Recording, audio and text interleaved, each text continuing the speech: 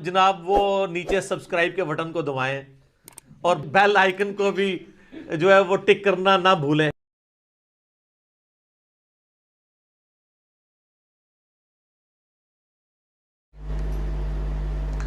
اچھا، اب جو یہ روزہ مؤخر کرنا ہے اس میں کوئی قید نہیں ہے کہ آپ نے کتنے عرصے کے اندر اندر روزہ رکھنا ہے،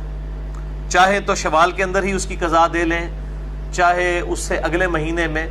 بہرحال ایک حدیث ملتی ہے صحیح بخاری اور صحیح مسلم کی، متفق علیہ حدیث ہے اور مشکات میں 2030 اس کا نمبر ہے۔ عائشہ رضی اللہ تعالیٰ عنہ کہتی ہیں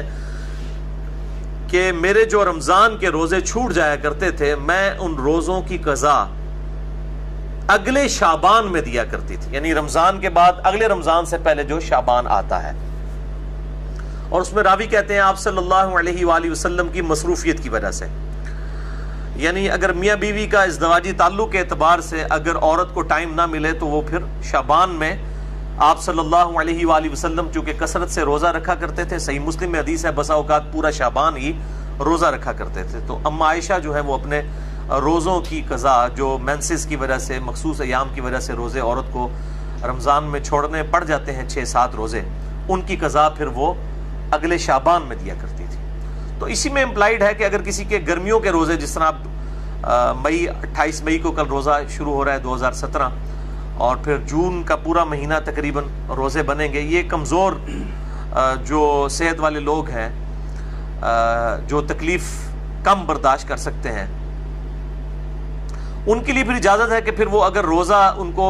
تکلیف کی وجہ سے یا بیماری کی وجہ سے یا سفر کی وجہ سے چھوڑنا پڑتا ہے تو پھر روزے کی قضا فیسلٹی کو اویل کرتے ہوئے اگلے رمضان سے پہلے سردیوں میں بھی دے سکتے ہیں۔ اب یہ نہیں ہوگا کہ گرمیوں کے چھوٹے ہوئے روزے ہیں تو اس کی قضا جو ہے وہ سردیوں میں نہیں دی جا سکتی، تو ایسی کوئی پابندی شریعت میں نہیں ہے۔ البتہ ایک کریٹیکل ایشو ہے کہ اگر کوئی شخص روزے اتنے مؤخر کر دے کہ اگلا رمضان بھی آ جائے، اب ظاہر ہے اس رمضان کے بھی بعد پھر اس کو روزے کی قضا کرنی ہوگی۔ تو اس حوالے سے 2 صحابہ کے فتوے ملتے ہیں صحیح سند کے ساتھ۔ سنن الکبری البیہقی کے اندر انٹرنیشنل نمبر کے مطابق صفحہ نمبر 253 اور جلد نمبر 4 پہ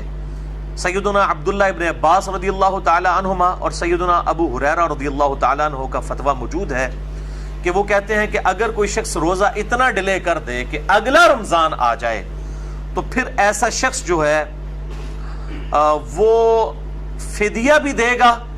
اور روزے کی قضا بھی کرے گا، یعنی اس کو ڈبل پینلٹی ہوگی کہ وہ یہ سال گزرنے کی وجہ سے ہر روزے کے بدلے ایک مسکین کو کھانا کھلائے گا، وہ آگے آ بھی جائے گا انشاءاللہ تعالی فدیہ، اور پھر ساتھ وہ روزے کی قضا بھی دے گا، اس کو ڈبل معاملہ کرنا ہوگا۔ اب یہ 2 صحابہ کے فتوے ہیں، ظاہر ہے کہ صحابہ کرام علیہم رضوان کے فتاوی جب مل جائیں اور احادیث میں کوئی ڈیٹیل موجود نہ ہو تو پھر انہی کو اڈاپٹ کیا جائے گا۔